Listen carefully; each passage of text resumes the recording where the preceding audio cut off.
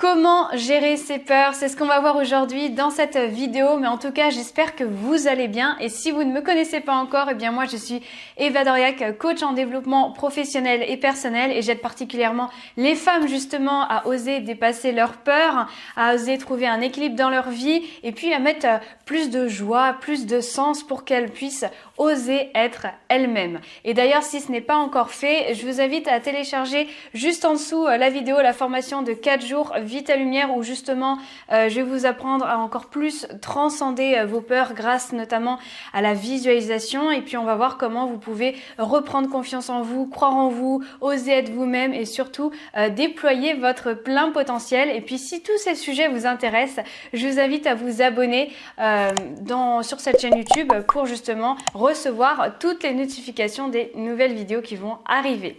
Donc pour revenir à notre sujet du jour, c'est vrai que les peurs au quotidien, ça peut être assez angoissant parce que, eh bien, on peut anticiper plein de multiples scénarios. Il faut dire qu'on est assez très fort et très forte pour ça, pour anticiper des scénarios imaginaires. On anticipe souvent le pire scénario qui pourrait arriver. Souvent, on se fait plein de cinéma et puis on se bloque nous-mêmes déjà que la vie, eh bien, il y a déjà assez de montagnes russes comme ça. Eh bien, on se met aussi des barrières et des obstacles nous-mêmes. Donc là, je vais vous partager 3 astuces que j'aime bien moi-même implémenter au quotidien, que je partage aussi avec mes clientes en accompagnement. Alors, je vais pas vous cacher, c'est pas des astuces révolutionnaires, mais néanmoins, je pense que la prochaine fois, quand vous avez une petite peur qui surgit comme ça, ou une angoisse qui surgit, pensez à moi et vous verrez que cette astuce-là, quand même, elles pourront vous sauver. Donc, on va passer à la première astuce. Alors ça paraît bête comme chou comme ça, mais pour moi c'est vraiment une astuce qui me fait du bien quand je suis vraiment en état de peur. Alors quand on parle de peur, bien sûr, on ne parle pas de phobie, c'est-à-dire peur des araignées, peur du vide, ces choses-là. On parle plutôt des peurs, de ces peurs, je sais pas, d'un nouvel emploi qu'on va prendre justement. On a peur de passer l'entretien. Voilà, c'est plutôt des peurs de contexte. Et donc, dans ce cas-là, la première chose que je vous invite à faire, c'est de vous connecter à votre joie. Donc, c'est sûr que c'est pas la chose à laquelle on pense tout de suite quand on est dans cet état-là, mais en fait, l'idée, c'est que dans notre cerveau, on lui fasse comprendre qu'on a envie d'être dans un autre état. Et donc, l'état complètement opposé à la peur, c'est la joie. Et donc, comment vous pouvez vous connecter à votre joie? Tout simplement, faites preuve de créativité, faites des choses qui vous font du bien au quotidien. Peut-être, ça peut être faire de la danse, ça peut être chanter, ça peut être se promener dans la nature, ça peut être profiter de son entourage, faire une activité aussi. Ça, c'est bien de faire une activité parce que ça vous permet de vous connecter un petit peu à votre flow. Le fait de se connecter à son flow, vous savez, c'est comme un artiste qui peint une peinture. Il pourra avoir le monde qui s'écroule autour de lui, il le verra même pas tellement qu'il est concentré dans sa peinture. Il peut y être pendant des heures, il peut même en oublier ses propres besoins. C'est ça en fait, se connecter à son flow. Donc sûrement vous avez déjà des activités à ce sujet-là. Si vous n'en avez pas encore, je vous invite pourquoi pas à en essayer. Puis vous pouvez juste tout simplement aussi vous mettre en mouvement, parce que le fait de se mettre en mouvement, eh bien, ça permet de se connecter à une meilleure énergie. Ça peut être juste sautiller sur place, ça peut être dénouer un petit peu les tensions dans le corps. Pour se connecter à sa joie aussi, si vraiment vous êtes vraiment pas d'humeur, qu'il n'y a rien à faire, vous pouvez tout simplement faire des activités qui pourraient tout simplement vous aider à lâcher prise, vous détendre, plus de l'ordre de quelque chose de plutôt calme. Ça peut être de la méditation, ça peut être du yoga. Voilà, encore une fois, faites preuve de créativité. Ensuite, la deuxième chose, alors je vous avais dit qu'on est très forte pour imaginer les pires situations possibles, se faire plein de films, etc. Eh bien là, c'est ce qu'on va faire justement. Là, on va imaginer le pire scénario possible. Mais attention, quand on imagine le pire scénario possible, l'idée c'est de ne pas en imaginer d'autres par la suite. Alors, je m'explique. J'avais une cliente en accompagnement qui justement, elle voulait partir en randonnée seule dans le sud de la France. Elle voulait se prouver déjà à elle-même qu'elle pouvait partir seule en voyage, sauf que, eh bien, elle était bien embêtée parce qu'elle avait des problèmes en fait physiques. qui faisait qu'il fallait qu'elle ait des protections avec elle-même pour aller en randonnée.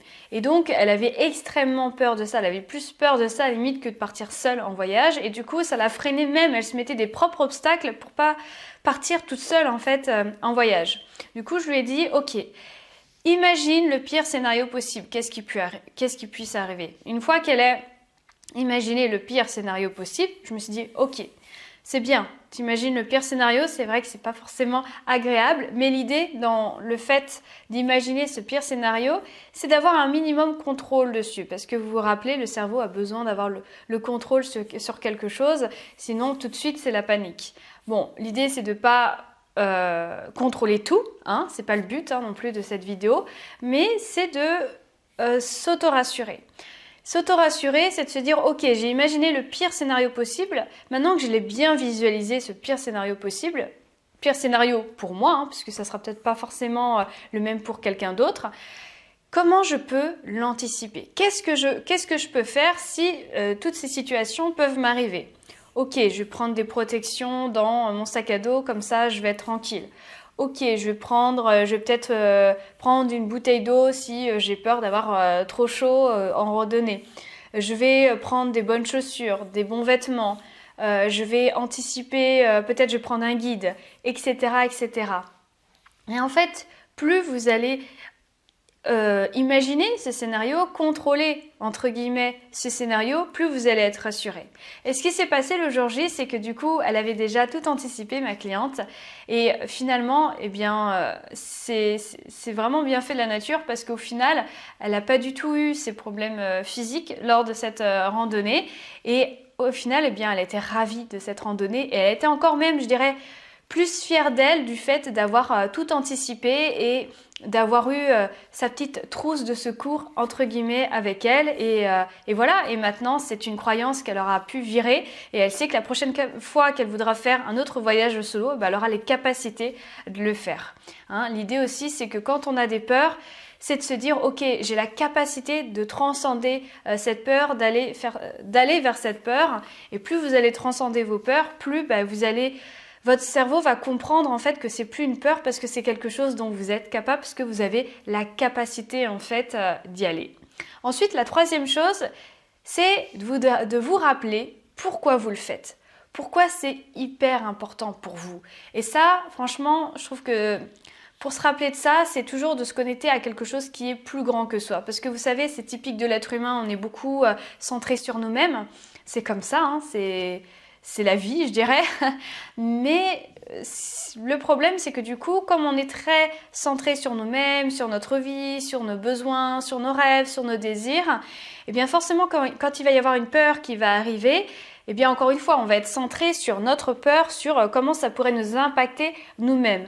Or, si on est connecté à plus grand que nous, c'est-à-dire, eh bien, si on est connecté aux autres, eh bien, notre peur, elle va être moindre parce qu'on pourra se dire, ok, je sais que j'ai cette peur, mais quand même, ce qu'il y a derrière, c'est beaucoup plus important que juste moi. Ce qu'il y a derrière, ça va être beaucoup plus impactant que sur moi-même. Par exemple, imaginons, demain j'ai envie de participer au restaurant du cœur, mais j'ai qu'une peur, c'est voilà, de me montrer face aux gens parce que je suis introvertie et je dois servir des soupes aux personnes qui vont arriver. Il y a peut-être 100 soupes, je dis une bêtise, à l'heure que je vais devoir servir et j'ai peur de parler aux gens, peur de m'exposer. Ok, mais du coup je pourrais me dire, mais dans ce cas-là, qu'est-ce qui est plus grand que moi? Qu'est-ce qui est plus important en fait, limite que moi-même? Ce qui va être important, ça va pas être le fait que je me mette la honte, mais ce qui va être important, c'est le fait que je vais pouvoir remplir 100 bouches à nourrir, que les personnes vont être au chaud, que je vais pouvoir créer des relations et que ces personnes-là, je sais pas, on est à la période des fêtes de Noël, ces personnes-là qui n'auraient rien à Noël, eh bien là, elles auront leur petite soupe, elles auront des personnes avec qui parler, je pourrais parler avec elles, etc., etc. Et là, tout de suite, la peur, elle diminue parce que je sais que je suis moins centrée sur moi-même et que je sais que ce que je vais apporter, ce que je vais faire, en fait, ça va être tellement plus important que juste ma personne en fait. Je pense que vous voyez ce que je veux dire, j'ai pas besoin de débattre encore plus là-dessus, mais voilà, essayez de voir, de vous poser la question, pourquoi je le fais, en quoi c'est plus important que moi-même, en quoi c'est plus impactant, en quoi ça peut contribuer aux autres. Voilà, en tout cas, j'espère que cette vidéo vous a plu. Si elle vous a plu, n'hésitez pas à mettre un petit pouce bleu. Et puis, je vous dis à très vite pour une prochaine vidéo.